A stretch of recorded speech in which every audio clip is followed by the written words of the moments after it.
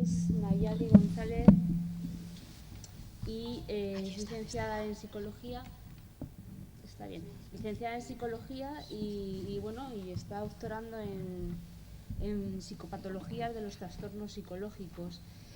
Colabora con el Departamento de Psicología Organizacional. Nayali, adelante. Sí, bueno, bien, muchas gracias y primero que nada, pues con esta buena introducción que ha hecho mi compañera Mercedes, agradeceros por estar hoy con vosotros y pues a la ONG Manos de Esperanza las gracias por estar aquí. Yo voy a hablar un poco sobre el proceso de sociabilización dentro de la sociedad africana.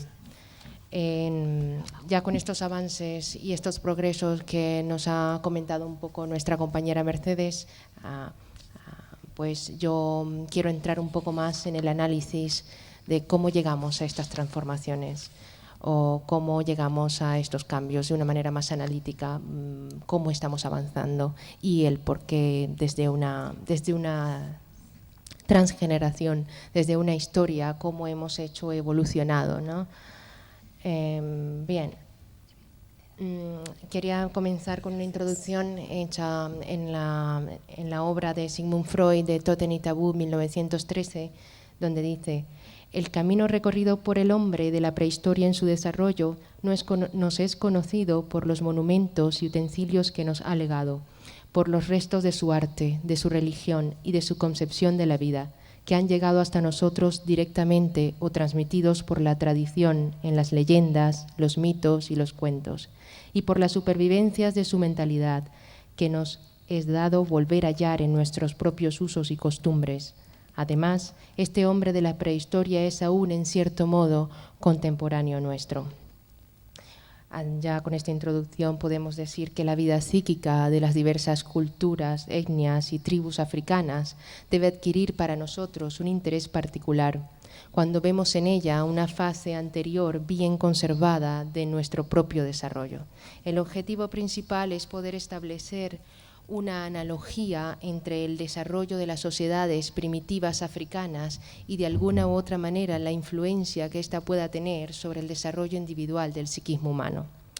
Y una vez establecida esta analogía, me limitaré a perseguir en este complejo tejido de tal desarrollo dos hilos que surgen con particular evidencia. El primero es el tema de las sociedades primitivas africanas y, como dije anteriormente, la influencia que ésta puede tener sobre nosotros.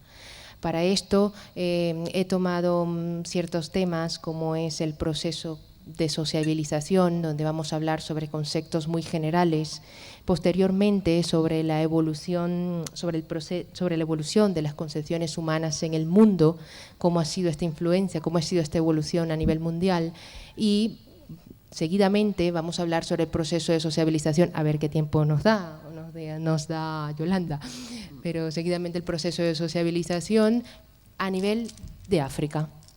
Y, por último, vamos a tomar en consideración estas dificultades que se presentan, que pueden ser presentadas en este proceso de sociabilización a nivel del individuo como un individuo biopsicológico, ¿no? Pues bien, proceso de sociabilización, sabemos como todos, nace desde el comienzo del hombre en la Tierra, desde la niñez a la adultez, es temporal y avanza mediante el proceso evolutivo natural de cada ser humano, ¿no? Es el método en el cual un individuo es adaptado a las normas ya establecidas socialmente. Se considera uno de los procesos más importantes en la vida de cada individuo, ya que tiene una estrecha relación con el éxito que tiene en la sociedad y con los roles y los estatus que desempeñará a lo largo de su vida. Sabemos que el proceso de sociabilización se engendra en cada ser humano desde su propia concepción y posterior nacimiento. Las normas y valores ya adquiridos por sus progenitores serán sistemáticamente inculcados y transferidos a aquel nuevo individuo. Como vemos, los primeros inicios tenemos a un niño anterior a su nacimiento, tenemos una historia transgeneracional y pues también tenemos al nacer este mundo por enfrentar. Este niño, ¿no? Pues estas normas, el individuo adquiere normas, valores, rasgos importantes de la cultura, lo cual en definitiva permitirá tener una identidad social. Estos agentes sociabilizadores no podemos apartarlos de este proceso, ya que permiten la absorción de conocimientos y la adaptación al entorno social en los cuales nos encontramos. Estos agentes sociabilizadores se pueden conocer como instituciones que forman parte importante en el individuo, y como estos son unas instancias, podemos decir, o instituciones, las clasificamos en primarias, secundarias y terciarias. Yo me enfocaré en las primarias, ya que conforman lo que es la familia y las escuelas, y son las instituciones, se consideran ser las instituciones más importantes de individuos, y se adquieren, y es donde se adquieren los primeros lazos afectivos y las capacidades intelectuales y sociales. La secundaria, pues tenemos las iglesias, los amigos, las asociaciones, las comunidades, y las terciarias es relativamente al trabajo, ¿no? En el proceso de sociabilización siempre el individuo se encuentra en una búsqueda constante de su identidad, de su rasgo personal. En esta búsqueda de su identidad social se encuentra en diferenciar lo que son los estatus de los roles. Los estatus, pues están los adscritos, sexo, edad, raza, y los adquiridos, profesiones y clases sociales. Los roles se tratan de un conjunto de actividades y responsabilidades que se esperan de un individuo. Y un individuo puede tener muchos roles: padre, hijo, trabajador, entre otras, ¿no? La evolución de las concepciones humanas, tenemos en la historia, nos dice que el animismo fue sustituido por la religión, y esta ha dado paso a lo que es la ciencia. Vamos a explicar un poco brevemente cómo se ha desarrollado esto, ¿no? El hombre primitivo utilizó como sistema psicológico el animismo.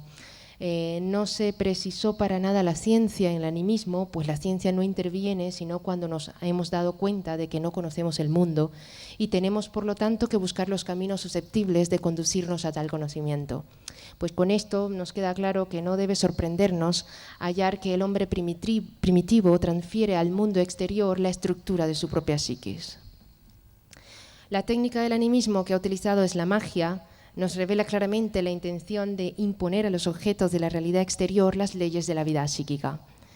Sí es cierto que la teoría de los espíritus, a mi criterio y mi opinión muy propia, es el nódulo del animismo, mientras que la magia utiliza en su totalidad la omnipotencia de las ideas. El animismo cede una parte de esta omnipotencia a los espíritus, abriendo el camino a la religión.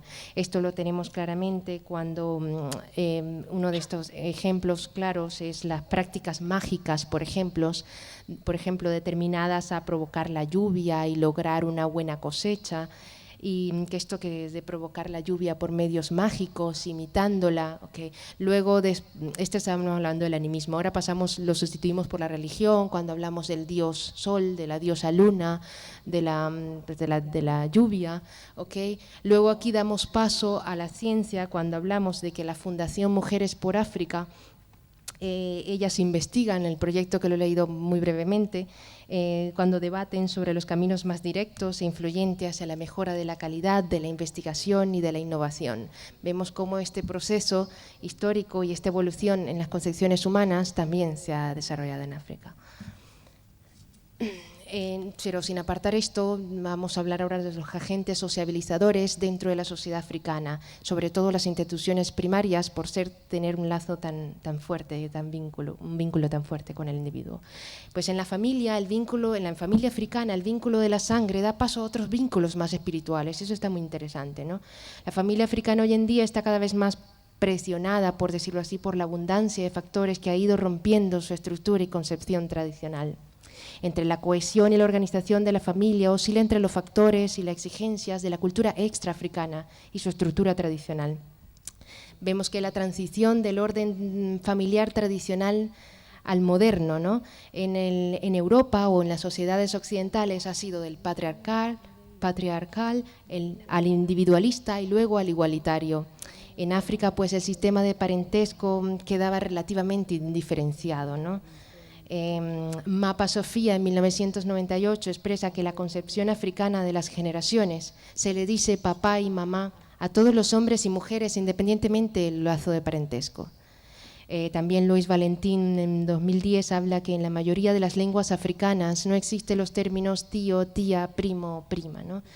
Entonces este fenómeno adquiere toda su relevancia y complejidad a partir del momento que se le agrega el rol actual de la mujer en la familia africana, tanto en las aldeas como en las ciudades.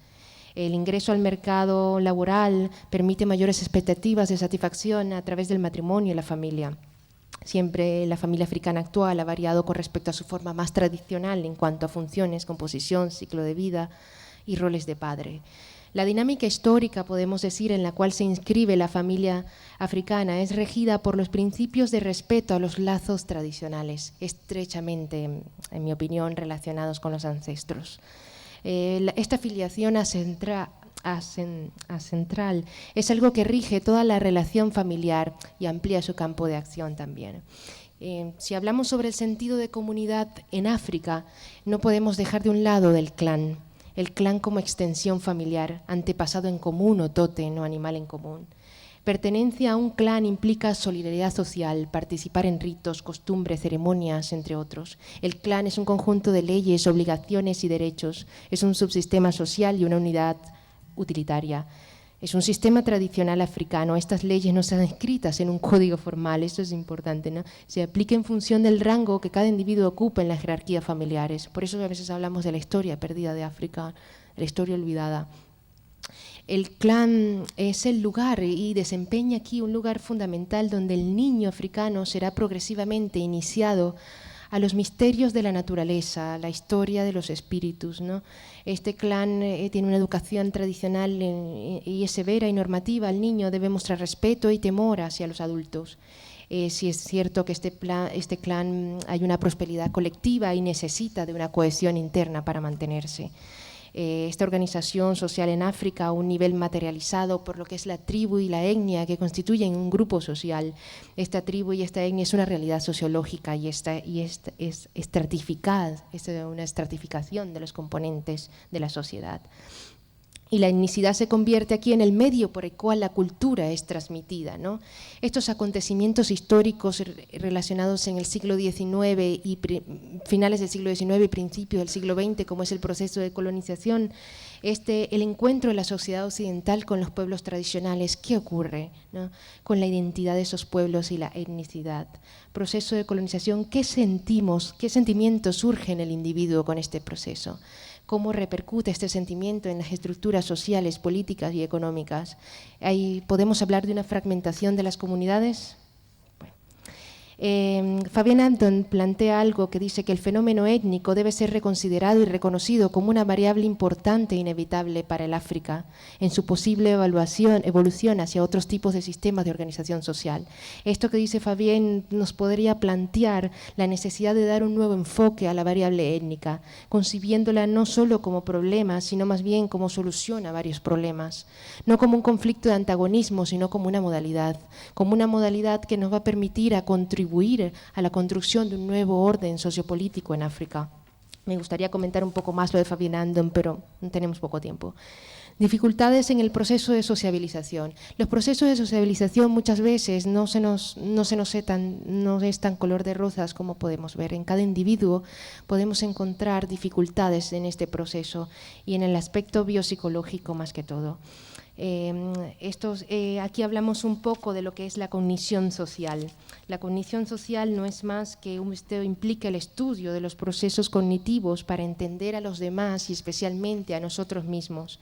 Es básicamente el estudio de cómo la gente procesa, almacena y recupera la información socialmente disponible, ¿no? Y aplicar estos conocimientos a las diversas situaciones de la vida cotidiana.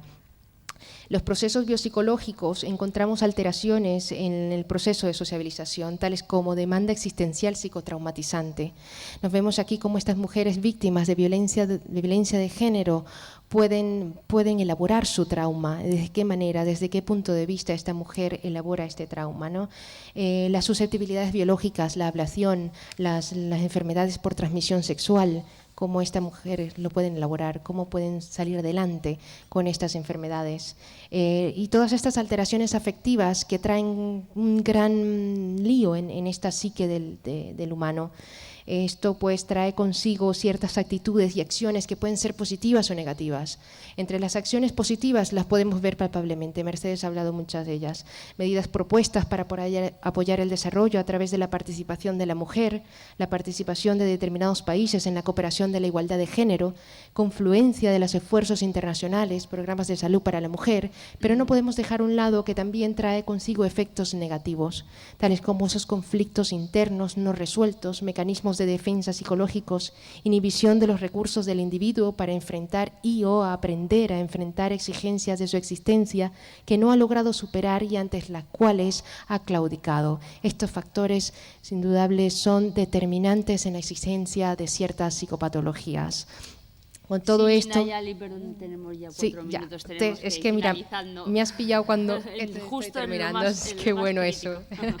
Pues nada, todo este proyecto, lo que puedo decir es que todo proyecto de reorganización sociopolítico en África debe orientarse a la idea de un individuo con un enfoque biopsicosocial, donde podamos enlazar este mosaico étnico-cultural primitivo con los procesos psicológicos que envuelve cada individuo inmerso en ellos. Muchas gracias. Gracias a ti. Gracias, Nayali.